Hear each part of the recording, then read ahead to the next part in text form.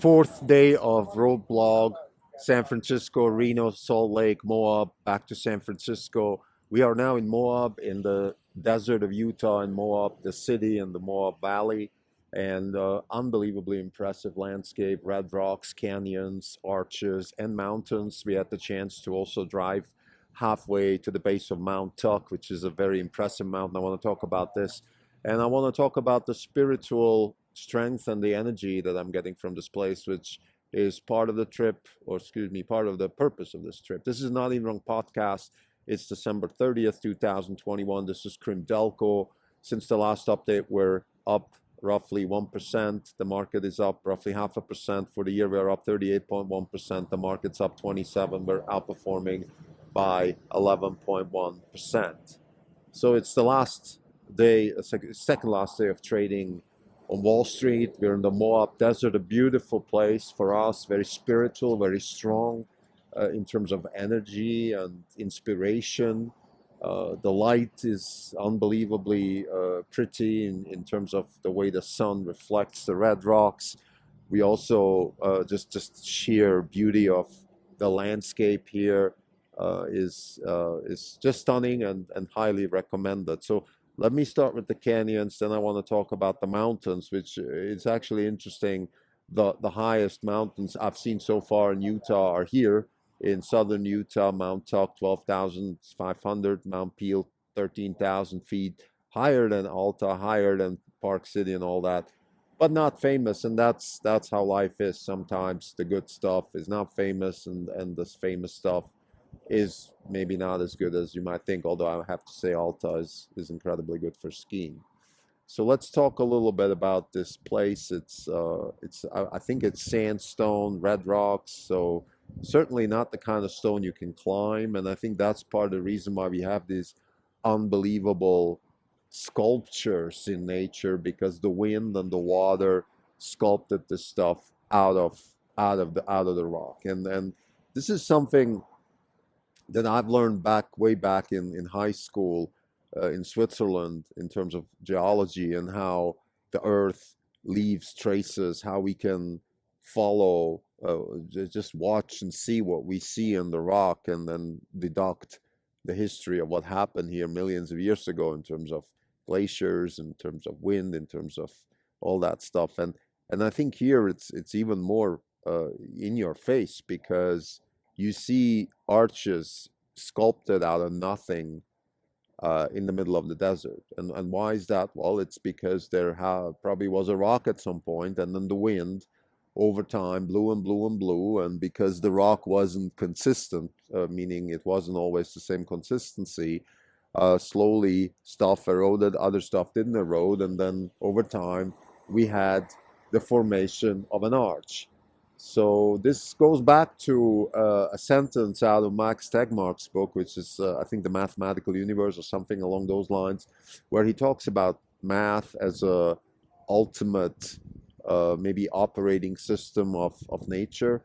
And I thought he said one interesting thing there. He said that memory is just another way to store information that is produced through computation. Computation being the exploration of counterfactuals. This is borrowed from Chiara Marletta. What does that all mean? It means that if we have the wind blowing here in the desert in Moab, and then we have a piece of rock, that piece of rock can erode one way or the other, and it's going to erode in a certain way based on all the physics that are happening. And over millions of years, we're going to see an arch. And that is nothing other than a memory of a computation that nature actually did. And we can see it right in front of our eyes. Now, of course, nature's clock speed is not exactly the kind of clock speed that we care about as humans, because it's a lot longer than our clock speed, and that's why this looks to us like it's here forever, and it's not something that is dynamic and computational and none of that stuff, but it is. It just has a different clock speed than we have. We humans, we work in years and decades, and our computation machines that we call computers, they work in milliseconds and hertz and all that. And the nature just has different clock speed. It's nothing other than memory. If you go back to conversations, excuse me, if you if you have conversations about the origins of life, you will hear that there is this necessity to separate things, that you have to have a certain boundary within which you can start evolving, let's say, a single cellular and a multicellular species and all that. And I think this desert landscape gives you a good sense for how that might have looked way back. You know, you had rocks, and then rocks kind of fell in a certain way, and then evolved, and then eventually turned into arches and maybe little lakes, little dams, and then in those lakes things started evolving, and there was also this boundary between here and there. So if I look at an arch here in Moab, there's a boundary. There's an arch, and there's other areas where there's no arch, and that arch itself has boundaries where there's edges, and there's where you pass through from below and things like that. All these things were created by nature. Nobody designed this, or at least to our knowledge, nobody designed this. Incredibly powerful landscape pictures out there that you can read, you can learn, you can get inspired.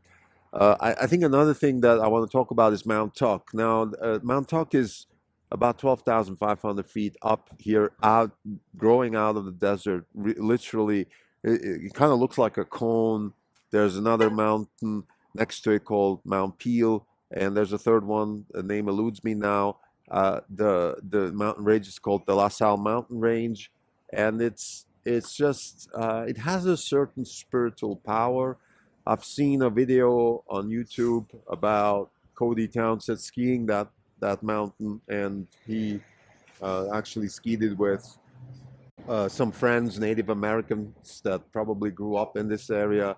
And I thought it was very inspirational, very spiritual and powerful. And the mountain has a lot of energy. He has that spiritual power. One sentence that that person said in that video was that he said that we are humans, we are 80% water, and the water comes from the snow, from the mountain.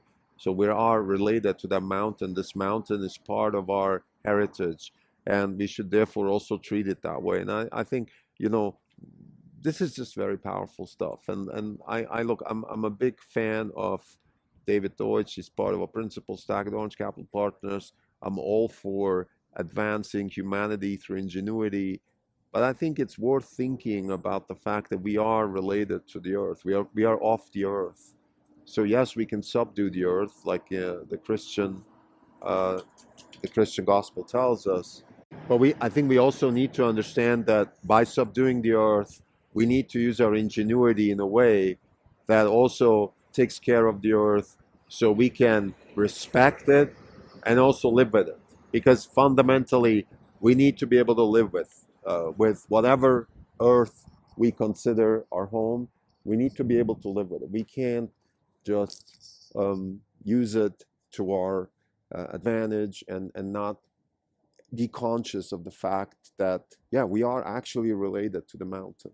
We're literally related to the mountain. Now, if you grew up in the Moab desert and you are scarce in water, you certainly understand how important water is, and you will cherish the mountain that gives you that water.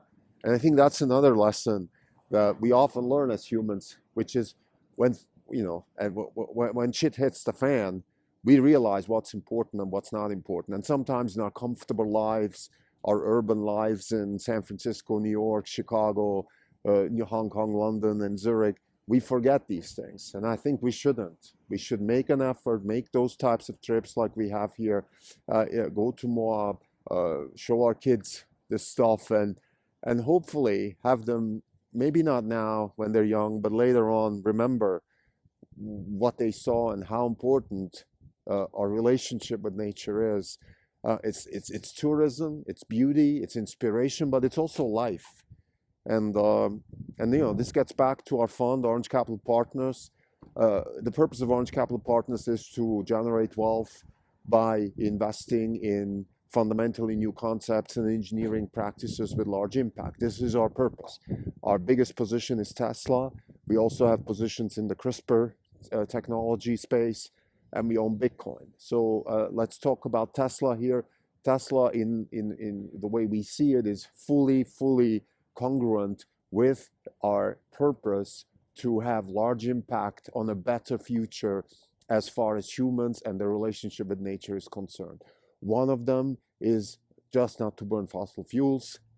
The other is to have a more sustainable driving culture by having computers drive. We hopefully can get better roads, better traffic situations, better parking situations. So a lot of these things, and then of course also get our energy from solar, get our energy through distributed solar, basically use the surface of the earth and the sunlight to power ourselves. So those are the things that we associate Tesla with today. And the reason this is important for us, other than, of course, the wealth generation part, which is the ultimate purpose of Orange Capital Partners, it is also to make a better future for our kids and their kids. I've been thinking about this a lot this year, and this will be one of the resolutions for my New Year's resolution, which is I want to start doing more to leave this planet in a better place. I think one of the things I've learned in Salt Lake City by just talking to people, listening to advertisements on TV and those sort of things is, I would say if I had to summarize the people in Salt Lake City, there's two vectors that they care about. One is kindness, the other is hard work. And I am unbelievably interested, or excuse me, I do second that.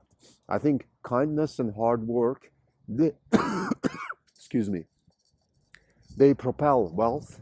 You can't be kind if you're not wealthy. So wealth is in there. And it's also optionality. Wealth is optionality, the exploration of counterfactuals, which is really what computation is, and ingenuity comes from the exploration of counterfactuals. It can only happen with wealth. And I think we need to explore counterfactuals in order to build a more sustainable, a better world. And I think this is now, I'm going full circle here. The reason I think I want to spend more time in investing resources in leaving the planet as a better place for my offsprings is because I think it's going to make me a happier person. I think it's going to generate wealth for me, because I can't leave this planet as a better place other than generating wealth. Wealth is key of part of that. And I think I want to do it in a way, my North Star should be leave this place a better place.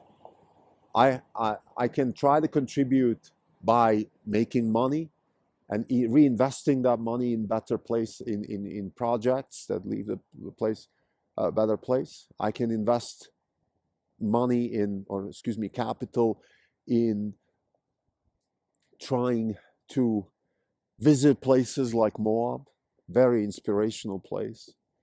I can also inspire other people, my kids, but also other people. I don't want to just draw the boundaries with my family. And I think fundamentally it goes back to one of the biggest insights I think I had this year, which is that everything we do as humans, everything we do in terms of trying to, or what we call ingenuity, is really the exploration of counterfactuals. And the exploration of counterfactuals is all about computation. That's why computation is so key. So what we want to do, we want to try to build situations, projects, companies, investments, where the exploration of counterfactuals can be accelerated, where we can do more iteration, faster error correction, and therefore get better solutions, solve problems and get better solutions for those problems, and hopefully leave this place a better place for our offsprings, for the future. Because I think in the end, this is really the ultimate purpose we have. We are visitors on this planet.